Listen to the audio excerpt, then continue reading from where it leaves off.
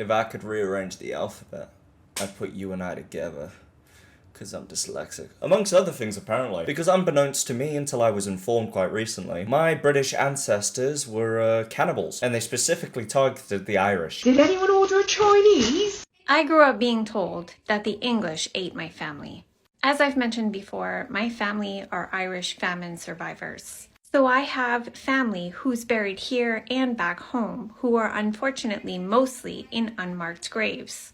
It's our family lore that back home, the English ate our family, and that's why we're having such difficulty tracking them down. If you spent any time on TikTok this past week, you've probably noticed the online debate that's raging between the Americans are pew pew and the British are shang shang. The topic of discourse this time is more stupid than usual, and it's specifically about the British use of the word Chinese when referring to their takeaways. This TikTok of a woman dishing up her takeaway has sparked a global racism debate. While a lot of Brits loved it, a load of Americans weren't so impressed. This is no hate to them. It's not intended to be racist, but it just kind of feels like it is a little. I find it so strange that they all call it a Chinese. That's not what I'm here to discuss, it just kind of relates to it. Because to be perfectly honest, there's really not a discussion to be had. If you think British people calling their Chinese takeaway a Chinese, even if it's North Korean, South Asian, and you genuinely take offense to that, well then, quite frankly, I think you should genuinely be run over by a semi-truck. Because without mincing my words, you are a waste of human oxygen and space. All you've provided to society is trying to cause needless friction, because the context of your own life doesn't fit into the narrative in the UK. Can I give you a quick history lesson, just to put this in context? So in England, when you're talking about someone of Asian descent, you're specifically talking about someone who's Pakistani or from that region, i.e. Indian, i.e. with brown skin. In America, when you refer to someone as an Asian, you are talking about someone from the Oriental line. This is because the first Asian settlers to arrive in England were of brown and or darker skin, specifically from the Indian region. Whereas in America, most of the immigrants that arrived from the Asian province were Japanese, Korean, etc. That means when you refer to someone as an Asian in England, it's a completely different meaning than what you refer to someone as an Asian in America. Point being that if you're going to take American values and try and force them onto another people, not only is that the peak of arrogance, it's kind of just the peak of you being a massive dickhead. I don't know how to tell you this, love. If you're an American Asian, it isn't the exact same as being a British Oriental. Over decades of culture, they've developed their own styles living in the UK as well as adjusting to the culture over here. And the sheer brass nutsack on you lot to even try and compare your own experiences to an entirely different people with an entirely different backstory and an entirely different culture is sickening. Just because you look the same doesn't mean you are the same. So if the British Orientals aren't up in arms about it, what makes you think that you should come over to their side and throw your arms up about it? Did they ask you to come over? No, your big-headedness thought that you automatically got to apply your values to someone else. For example, if I went over to South Africa and I called someone with light skin a black person, they would stomp my head in. That's because in South Africa, if you're of light skin, you want to be referred to as a coloured, and me referring to you as a black person is disrespectful. Now that I've felt my brain melt out of my ears by having to explain something as simple and idiotic as that, let's talk about the one good thing that came out of this whole shablockle, and that is I found out something new relating to my ancestors. The English have been called a lot of things over many, many centuries. Colonizers, land stealers, winners, Victoria Royales.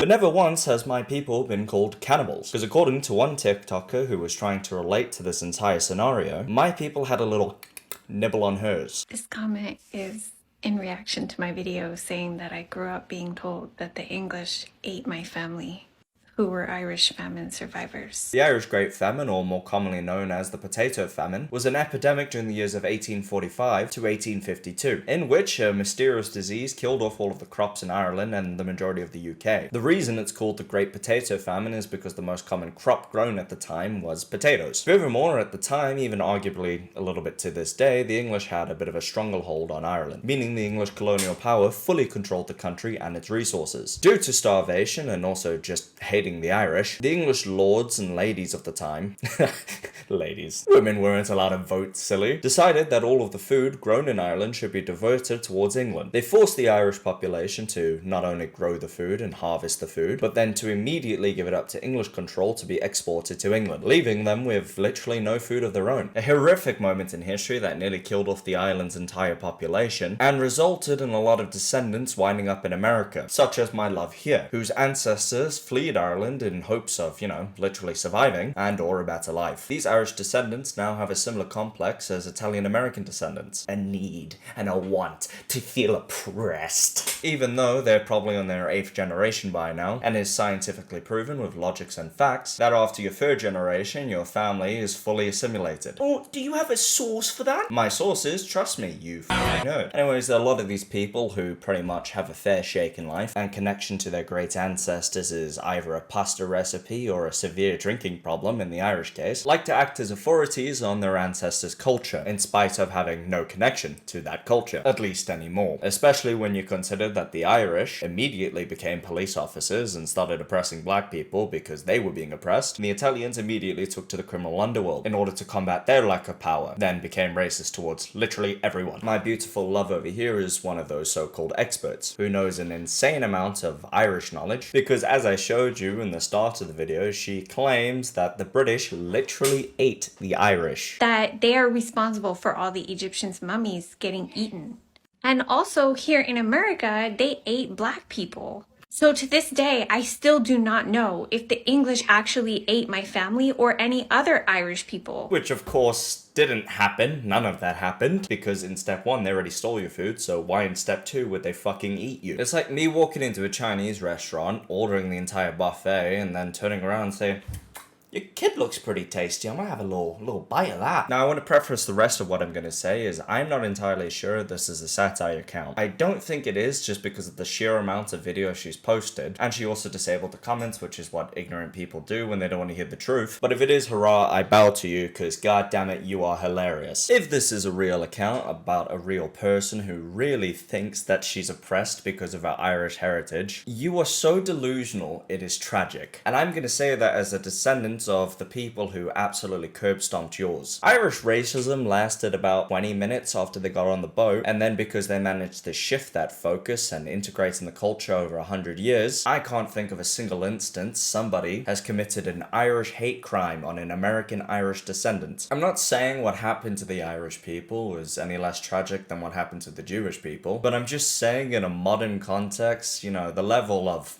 oppression is different. And to think somehow you're on the same scale in America as a black person is kind of bewildering to me. I've never heard of an Irish descendant being denied a job because of the color of their skin. I've never heard of an Irish descendant being killed because of being an Irish descendant. To be honest with you, I don't think I've even ever heard of an American Irish news story. And even if there is, I don't think there's very much anti-Irish hate in America. From where I'm sitting, you're trying to be an oppressed group, or you're trying to be seen as an oppressed person. Also, from where I'm sitting, I'm not necessarily sure where the oppression would be coming from. Oh, it's me, the ghost of racism. Eeny, meeny, miny, moe, the Irish, they have to go. As I've already said, the Irish have been so normalized and integrated in American culture that they're just pretty much Americans now. And whatever history that Irish famine had a hold of you has completely disappeared. I'm not saying that it's not historically significant towards your people, but let's just be honest about it. You're not Irish, you're American. I can't fathom what